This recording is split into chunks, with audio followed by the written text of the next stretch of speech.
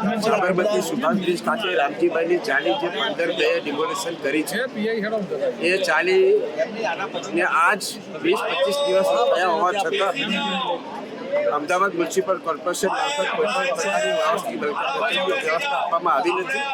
સાથે સાથે અહીંયા પ્રાથમિક સુવિધાઓ પણ આપવામાં આવી નથી. 150 મકાનો તોડી નાખ્યા છે.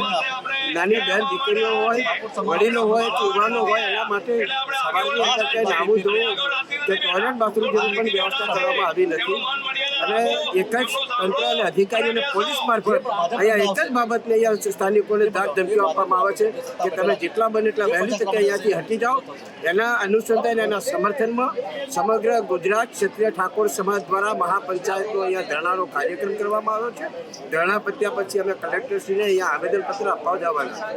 સાહેબ, આનો જે ન્યાય નહીં મળે તો આગળ શું કાર્યવાહી? આનો ન્યાય નહીં મળે તો આવનાર સમયની અંદર સમગ્ર ગુજરાતના સામાજિક રાજકીય સૌ ઠાકોર સમાજના આગેવાનો, સમૂહ લગ્ન સમિતિના સૌ પ્રમુખો, વિવિધ સંગઠનો ચાલે છે, સંગઠનના સૌ પ્રમુખો મળી અને સમાજના 500 આગેવાનો બેસીને આગળની રણનીતિ નક્કી કરી.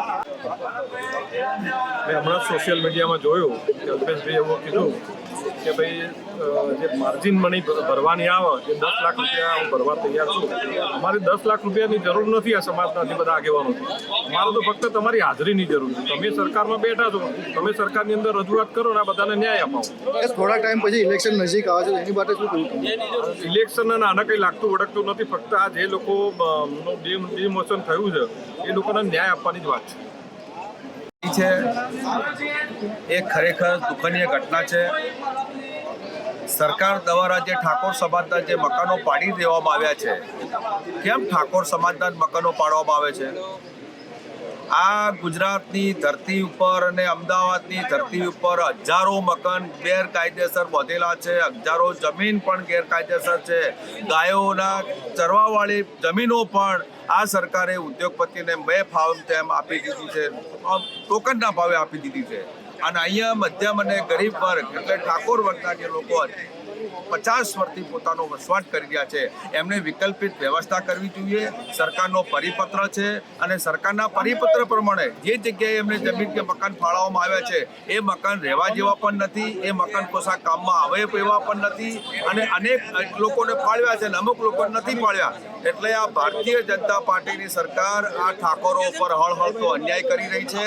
અને આ અન્યાય જ્યાં સુધી સરકાર તરફથી જે મકાનો એમને જે ગમે છે એવી જગ્યાએ જો ફાળવવામાં નહીં આવે, સરકારના પરિપત્ર પ્રમાણે જો ફાળવવામાં નહીં આવે અને સાફ સફાઈને જેવી જગ્યા છે એવી જગ્યા પર ફાળવવામાં નહીં આવે તો ઠાકોર સમાજ દ્વારા ઉગ્ર આંદોલન કરવામાં આવશે.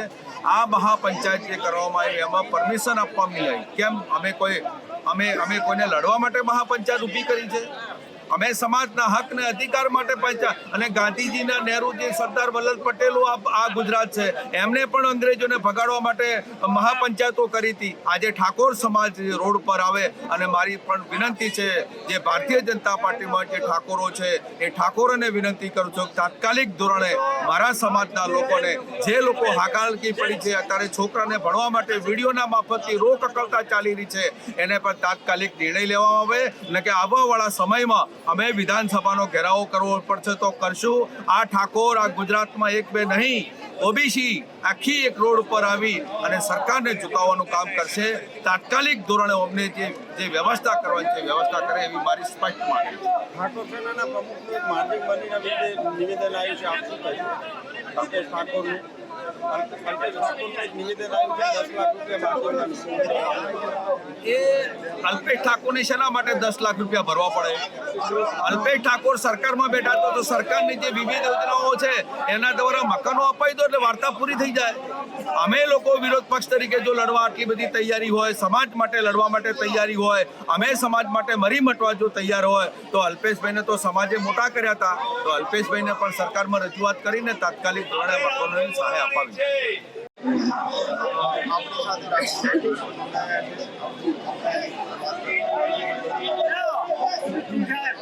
પહેલાં તો આપના મીડિયા માધ્યમથી આજે અમે અહીંયા જે જગ્યાએ જે અમદાવાદ કોર્પોરેશન અને સરકારે જે અમારા ઠાકોર સમાજના 150થી વધુ મકાનો તોડી અને 700 પરિવારોને બેઘર કર્યા છે.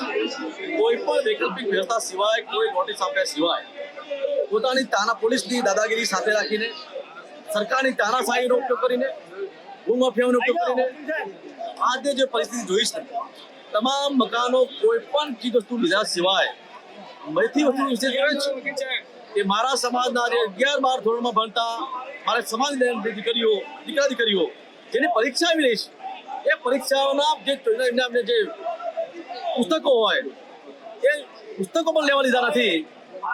એનાથી વિશેષ વસ્તુ કેવું કે અહીંયા 15 તારીખે 16 તારીખે મારા સમાજની દીકરીઓની 2 જોનો આવી.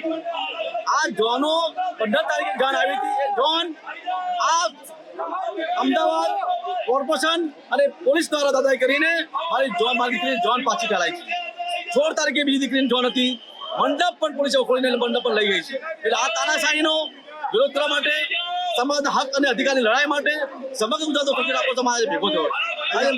આવેદન પત્ર તમે અને આજે મહાપંચાયતમાં અમે બધા અહીંયા નક્કી કરવાના છીએ આવનાર સમયમાં જે અમારે શું આગળના જે પગલા ભરવા એના અનુસંધાનમાં સમાજને ન્યાય મળે એ માટે આજે કલેક્ટરને અમે આવેદનપત્ર આપ્યું. હવે આજે ન્યાય નહીં મળે તો આગળ શું પડકારો? જો આજે ન્યાય મળે તો આજે અમારા આગેવાનો સાથે સલાહ મહોત્સવ કરીને સમાજની વચ્ચે પંચાયતનું નામ રાખી પંચાયત કરીને આવનાર સમયમાં જો અમારી માગણી સ્વીકાર નહીં આવે તો આવનાર સર્ટિફિકેટ 1 હપ્તાની અંદર સમગ્ર ગુજરાતમાં ઘેરા પત્તા પડવાના છે.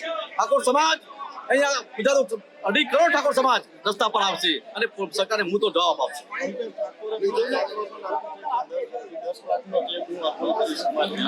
ભાઈ અલ્પેશભાઈને વંદન કરીશ. અલ્પેશભાઈને કોઈ 10 લાખ રૂપિયા આપવા તો અલ્પેશભાઈ અહીંયા 10 લાખ રૂપિયા આપી જાય. અહીંયા મંદિરમાં બેઠા છે. અહીંયા 15 દિવસથી મારો સમાજ ભૂસે તરસે રહે છે. બે ટાઈમનું જમવાનું મળતું નથી. અહીંયા ઘણા બધા સમાજ અલ્પેશભાઈ જેવા ઘણા બધા અમારા સમાજના છે. અહીંયા કરિયાણું મટીરિયલ જે જોઈએ છે તે અહીંયા પાણી બધી વ્યવસ્થા એક બીજા સામાજિક આગેવાનો કરી રહ્યા છે. કોઈએ પેપરમાં નથી આપી, કોઈ મીડિયામાં નથી ગયું. જેની જે સાચી મુદ્દે થાય એ બધા આપી જાય છે. એટલે અલ્પેશભાઈ પોતાની રાજનીતિ કરતા હોય તો અલ્પેશ ઘરે રહે. અલ્પેશભાઈને જો લડવી હોત તો અલ્પેશભાઈ પહેલા દિવસથી અહીંયા આવ્યો હોત અને સમાજને આ દશા ના થઈ હોત.